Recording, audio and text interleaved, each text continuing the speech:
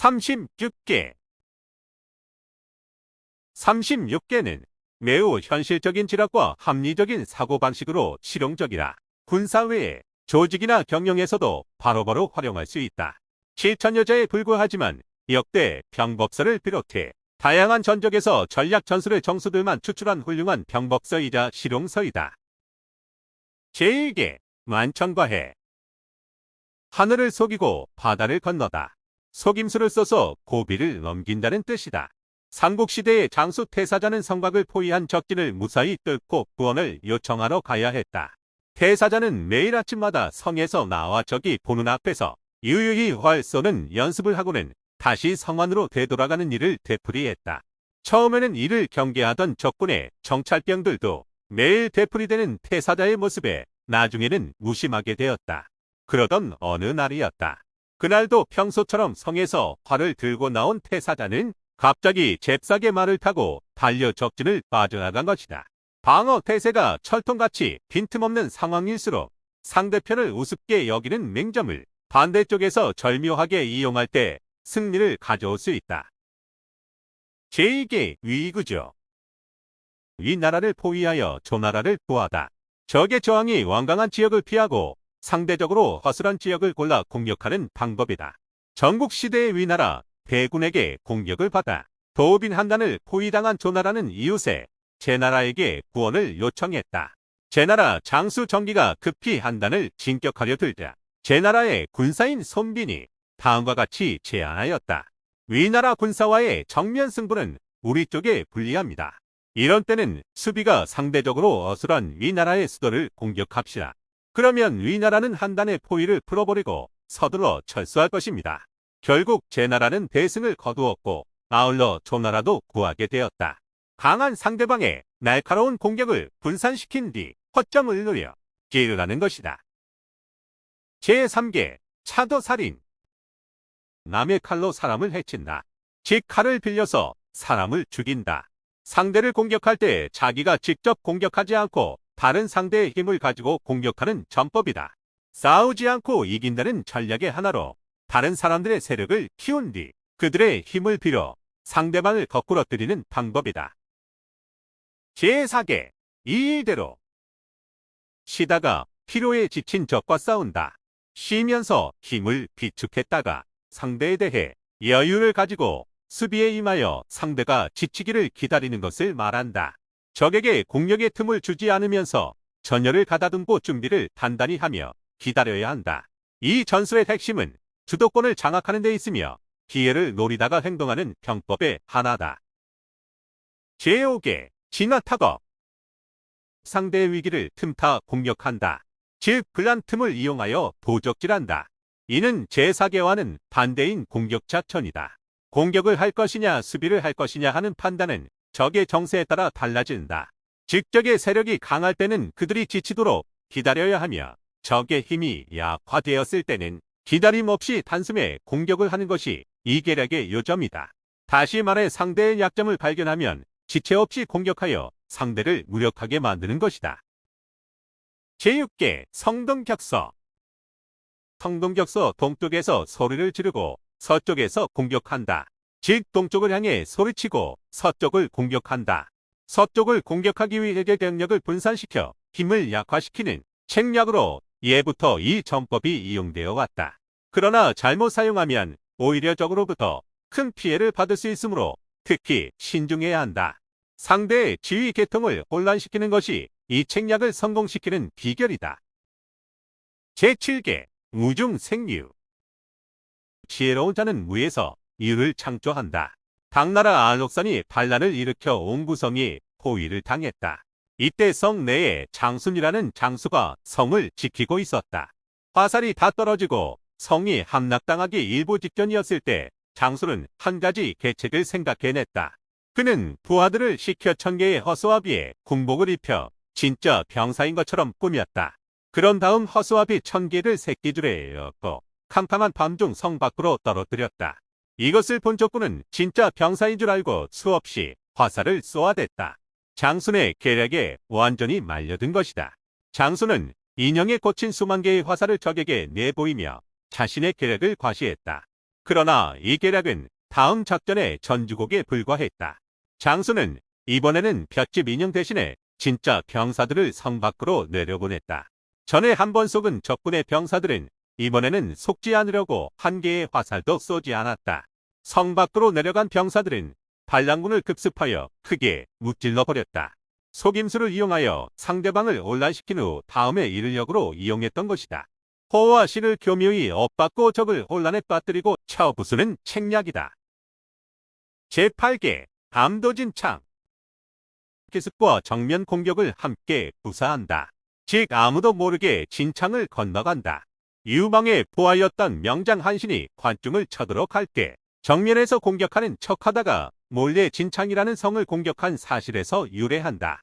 이 지점을 공격할 것처럼 보이다가 저 지점을 공격하는 작전으로 제6개의 성동작서와 비슷하다.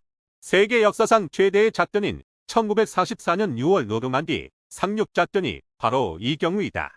연합군 측은 일찍이 노르만디를 상륙 목표로 정했으나 작전상 독일군이 눈치채지 못하도록 끊임없이 칼레 상륙을 거짓으로 유포하고 그쪽으로 계속 폭격을 가하여 상륙이 임박한 것처럼 위장했다. 독일군은 칼레가 보급이나 작전 수행면에서 상륙지로 가장 유력하다고 생각하고 있었기에 이런 위장 전술에 넘어가고 말았다. 결국 연합군은 이러한 허점을 노려 노르만디의 상륙 승리를 이끌어냈다. 제9개 혀방관화. 적의 위기는 강 건너 불 보듯 한다. 즉 기슬들 사이에 두고 불을 쳐다본다. 여기서 불이란 내분을 의미한다. 즉 집안 싸움을 일으키라는 말이다. 내분 상태에 있는 상대를 기습하면 오히려 적이 단결하게 되어 거꾸로 아군이 손해를 보게 된다. 그러므로 어느 정도 시간을 가지고 적의 자멸을 기다리는 것이 좋다. 제10개 소리장도. 웃음 속에는 칼이 있다. 겉으로는 웃으면서 속으로는 해칠 생각을 가지고 있음을 말한다. 송나라 때 어느 날 전장에서 조위는 자기 쪽 병사들이 적군 쪽으로 도망쳤다는 보고를 받았다. 그러나 그는 조금도 동요에 빛을 보이지 않고 오히려 빙긋이 웃으며 이렇게 말했다. 걱정 말게. 그들은 모두 내가 지시한 대로 행동한 것뿐일세. 그러니 내 말이 새어나가지 않도록 조심하라고 지시했다. 이 이야기를 들은 적군은 도망쳐온 병사들을 의심하여 모조리 목을 베었다고 한다. 이것이 소리장도의 한리이다. 제11개 이대도강. 오얏나무가 복숭아를 대신해 죽는다. 즉 작은 손해를 보는 대신 큰 승리를 취한다. 전쟁이든 사업이든 어느 정도의 손실은 따르게 마련이다. 문제는 그 손실이 장래의 이익과 어떻게 결부되어 있느냐에 달려있다. 작은 손해에 집착하다 보면 오히려 손실이 커지게 마련이다. 작은 희생을 감수하는 대신 큰 승리를 노린다는 계략이다. 제12개 순수 겨냥. 기회를 틈타 양을 슬쩍 끌고 간다. 즉 손에 잡히는 대로 취한다. 쉽게 손에 들어오는 이익이라면 염려하지 말고 취하되 그러나 확실한 목표가 세워져 있고 상황에 따라 유연하게 대처하는 것이 필요하다. 작은 것을 소홀히 하지 않고 작은 성과부터 차근차근 쌓아나가야 승리할 수 있다는 관점이다. 제13개 타초경사. 풀을 헤쳐 뱀을 놀라게 한다. 즉 풀을 막대기로 쳐서 뱀을 놀라게 한다. 이는 상대의 동정을 살펴보는 책략이다. 아울러 풀을 쳐서 뱀을 유인한다는 의미도 있다. 즉 거물을 잡기 위해서 주변의 조물애기부터 차례로 잡아들여 확실한 증거를 만들어가는 작전이다. 적의 동정을 알기 위해 적의 진영에 간첩을 들여보내는 책략으로 전쟁뿐 아니라 외교적 교섭이라 상대방을 설득하는 경우에도 쓰인다. 제14개 차시환운. 죽은 영혼이 다른 시체를 빌려 부활한다. 즉 시체의 힘으로 혼을 돌아오게 한다. 이 책략은 세상에서 가치 없다고 버려진 것들을 다시 이용하여 가치 있는 것으로 만든다. 예를 들면 삼국지의 주조는 곰모술수에 아주 능한 사람으로 부한 처지에 있던 허수아비 황제를 자신의 본거지로 맞아들여 세력 확대 수단으로 이용하였다. 이용 가치는 있으나 버림받은 사람의 눈을 돌려 자기 방어나 세력 확대의 수단으로 이용하는 책략이다. 제15개 조리산. 호랑이를 달래어 산을 떠나게 한다. 즉, 산중의 호랑이를 산에서 떠나게 하는 책략으로 산속에서의 호랑이는 무섭지만 막상 평지에 내려오면 훨씬 처치하기에 용이한 법이다. 이와 같이 요새에 버티고 있는 적을 밖으로 유인하여 쳐부수는 것이 조호의 산 전략이다. 제16개 욕금 고증. 큰 것을 얻기 위해 작은 것을 풀어준다. 즉, 궁지에 몰리면 쥐도 고양이를 문다. 이 책략은 퇴로를 완전히 봉쇄하면 상대방은 죽기를 무릅쓰고 반격한다. 그러므로 오히려 퇴강로를 조금 열어주면 적은 세력이 약해져 쉽게 처치할 수 있게 된다. 잡기 위해서는 잠시 동안 내버려 두어라. 이것이 욕금 고종의 의미다. 제17개 포석이노. 돌을 던져서 구슬을 얻는다. 즉, 벽돌을 던져서 구슬을 얻는다. 이 계략은 미끼를 던져서 상대를 유혹하는 계략이다. 이 작전의 성공 여부는 미끼 같지 않은 미끼를 사용해야 한다는 것이다. 반대로 상대방 쪽에서 볼 때는 미끼에 걸리지 않도록 냉정한 판단력을 지녀야겠다. 순자도 이로움만 보고 그 애로움을 돌보지 않는 일이 없도록 하라고 말했는데, 당장 눈앞의 이익보다는 그 이면에 숨겨진 손해를 생각할 만큼 마음의 여유를 항상 지니고 있어야만 한다. 제18개 금적금왕. 적을 잡으려면 우두머리부터 잡는다. 즉, 도적을 사로잡으려면 우두머리를 잡아라. 이는 상대방의 중추를 공격하여 적의 중심을 괴멸시키는 전략이다. 모든 사물은 반드시 약점이 있기 마련이다. 그러니 그 약점을 이용하면 조섭이나 설득이 의외로 쉽게 이루어질 수 있다. 제19개 부겨추신. 가마솥 밑에서 장작을 꺼낸다. 즉, 가마솥의 장작을 치우는 책략이다. 구체적으로 보면 적의 보급을 차단하는 것, 적의 사기를 꺾는 것에 두 가지가 있다. 삼국시대 위나라 조조는 관도 전투에서 원소의 대군과 싸운 일이 있었다. 그런데 열세에 몰렸던 조조가 원소의 보급기지를 밤에 몰래 습격하는 바람에 대승하였고, 이 기세를 몰아 단숨에 중국 북부를 지배하는 실력자로 등장하였다. 제20개 혼수타거. 물을 끓여놓고 고기를 잡는다. 즉, 물을 휘둘러서 고기를 찾아낸다. 이 책략은 적의 내부와 지휘본부를 혼란시켜 전력을 약화시킨 다음 아군이 원하는 방향으로 전세를 이끌게 된다. 1944년 12월 히틀러는 프랑스 국경 아르텐느 언덕에서 수십만 병사와 2000대의 전차로 최후의 총반격을 가했다. 그때 그는 영어에 능통한 병사들 2000명을 뽑아 미군 복장을 입혀 미국 후방에 침투시켰다. 이러한 교란 작전은 그대로 적중되어 미군의 지휘본부를 혼란케 하였다. 비록 주력군의 진출이 막힌 탓으로 작전은 성공하지 못했지만 이는 전형적인 혼수모어 작전이었다. 제21개 금선탈각. 매미가 허물을 벗듯 위기를 모면한다. 즉, 매미가 아무도 모르게 허물을 벗어버리고 날아간다. 겉으로는 진지 구축을 강화하며 끝까지 전투 자세를 보이면서 상대가 움직이지 못하는 틈을 이용하여 은밀하게 주력 부대를 이동시키는 전략이다. 제22개 관문 착적. 문을 잠그고 도적을 잡는다. 즉, 문을 닫아버리고 도적을 잡는다. 앞의 욕금 고정과는 정반대의 책략이다. 얼핏 보면 모순된 책략 같지만 힘이 약한 적은 포위해서 섬멸하라는 주석이 있듯이 상황에 따라 강하게 또는 약하게 가려서 판단하여 실행하라는 뜻으로 해석된다. 예를 들어 상대의 병력이 후에 큰 화근이 될 우려가 있을 경우에는 관문 착적의 계략이 필요하다. 예컨대 상대가 이쪽보다 약할 때에는 인정사정 없이 철저하게 섬멸하라는 것이다. 제23개 원교금공. 먼 나라와 사귀고 이웃 나라를 공격한다. 즉, 멀리 있는 나라와는 손잡고 가까이 있는 나라는 공격하라는 뜻. 옛날부터 이는 많은 나라가 대립 항쟁하고 있는 상황에서는 언제나 유효한 책략으로 삼아졌다. 그 이유는 먼 곳에 있는 나라에 군대를 보내는 것은 힘만 들고 이에 따른 득이 적기 때문이다. 가까운 나라는 공격하여 점차적으로 세력을 확대하라는 뜻이다. 진나라의 시황제는 한, 조위, 초연 나라 등 가까운 나라부터 차례로 공략했고 마지막으로 제 나라를 멸망시킴으로써 천하 통일을 이룩할 수 있었다. 제24개 가둬벌게. 기회를 빌미로 국력을 확장시킨다. 즉, 기를 빌려 객나라를 친다. 작은 나라의 어려움을 틈타 이를 정벌하는 책략이다.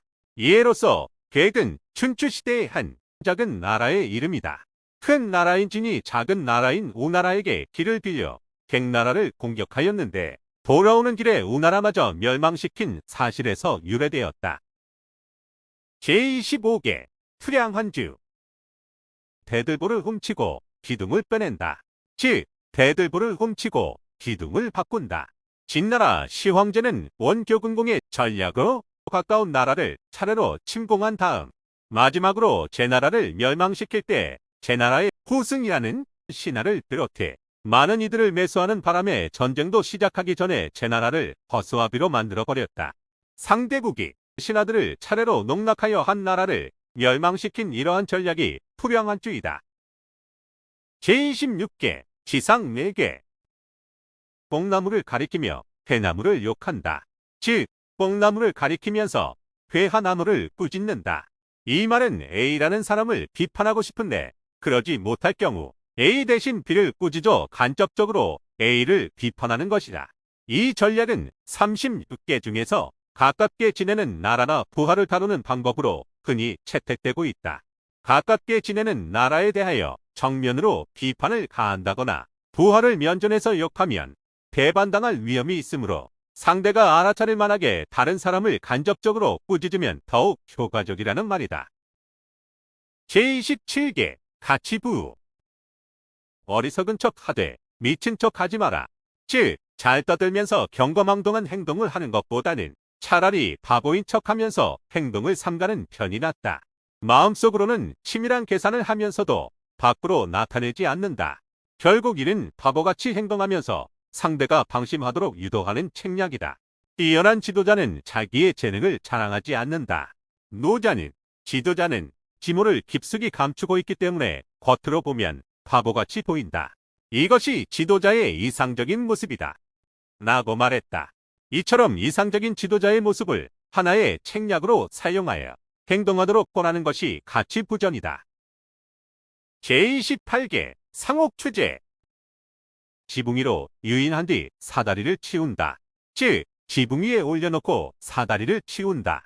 허술하게 보여 적을 끌어들인 후 뒤따르는 부대를 끊어서 포위 섬멸한다.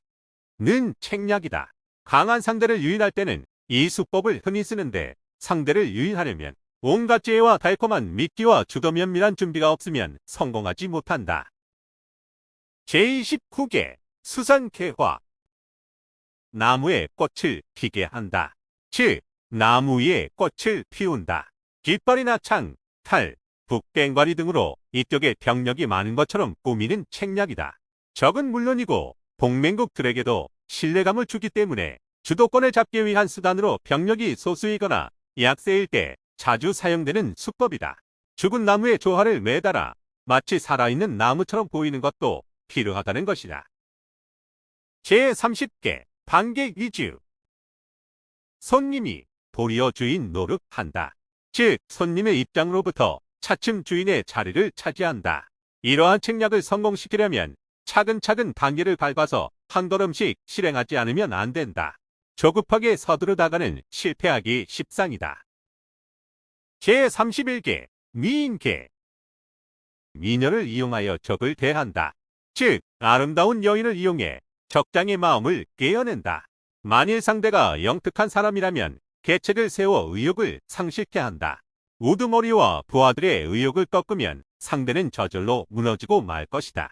이 책략의 핵심은 상대의 마음을 딴 곳으로 돌리는 데 있다. 상대의 마음을 빼앗으려면 철새의 미녀라야 가능하다. 제32개 공성계. 빈성으로 유인해 미궁으로 빠뜨린다. 즉, 성을 비우는 책략. 삼국지를 보면 제갈 공명이 공성계를 이용하여 사마중달의 대군을 퇴각시킨 장면이 나온다. 중달의 대군이 공격해왔을 때 공명은 성문을 모두 열어놓고 자신은 도사 차림으로 누각에 올라 한가롭게 검은고를 타면서 적군이 오기를 기다렸다. 이것을 본 중달은 저 꽤 많은 공명이 어딘가에 복병을 숨겨 놓았을 것이 틀림없다고 생각해 서둘러 군사를 철수시켰다. 이렇게 일부러 무방비 상태인 양보임으로써 적의 판단을 흐리게 하는 전략이 공성계인데 29개인 수선 개화와는 반대 심리를 이용한다. 적에게 발각되면 돌이킬 수 없는 그야말로 죽음을 무릅쓴 계책 중의 계책이다. 그렇기 때문에 상대도 얼떨결에 그 술책에 넘어가게 된다. 제33개 반간계. 적의 첩자를 역이용한다. 즉 적의 첩자를 역이용하는 책략이다. 이는 상대방 첩자에게 역정보를 흘려서 상대를 혼란케 하는 수법인데 여기에 두 가지 방법이 있다. 하나는 첩자를 매수하거나 아니면 눈치채지 못한 채 하고 고의로 거짓 정보를 흘리는 방법이다.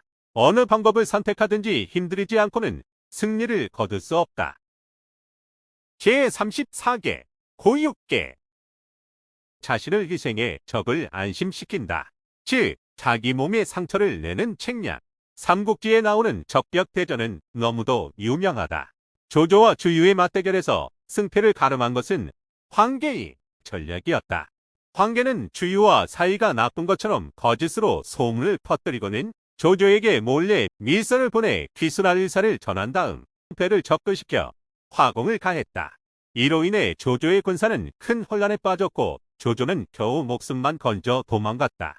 여기서 황계가 조조를 감쪽같이 속이기 위해 자기 몸에 상처를 낸 책략이 바로 고육계이다. 이와 같은 책략은 옛날부터 전쟁 중에 사용된 적이 많았다. 그 중에는 사랑하는 아내와 총애하는 신하를 희생시킨 예도 가끔 있을 만큼 승부에 대한 집념이 대단했다. 제35개 영안계. 여러 가지 계책을 연결시킨다. 적벽 대전에서 조조가 크게 패한 이유는 위나라의 배들이 쇠사슬 고리에 연결되어 있어 자유롭게 움직일 수 없었기 때문이다. 이 책략은 총나라의 군사 방통이 생각해낸 것인데 연안계는 여기에서 유래되었다. 다시 말하면 이는 먼저 적의 움직임을 제압한 후 제2, 3의 계략을 구사하여 강한 적을 멸하는 책략이다. 이것은 한 번에 승리를 노리는 것이 아닌 두 가지 이상의 책략을 혼합하여 적을 멸하는 데 묘미가 있다. 제36개 주의사항. 때로는 전략상 후퇴도 필요하다. 즉 도망가는 것을 상책으로 삼는다. 이는 36개 주랭랑이 제1이다. 는 말을 낳은 마지막 계략이다. 병법에서는 상황에 따라서 일부러 후퇴하는 것도 불사한다고 나와 있는데 이 또한 병법의 철칙이다. 사람이 죽으면 승리도 패배도 없는 것이다. 불리할 때 일단 퇴각하면 전력을 보완하여 다시 싸울 수 있기 때문에 그런 의미에서 보면 용기 있게 후퇴할 줄 아는 사람이야말로 참다운 용기를 지닌 지도자라고 할 수 있다.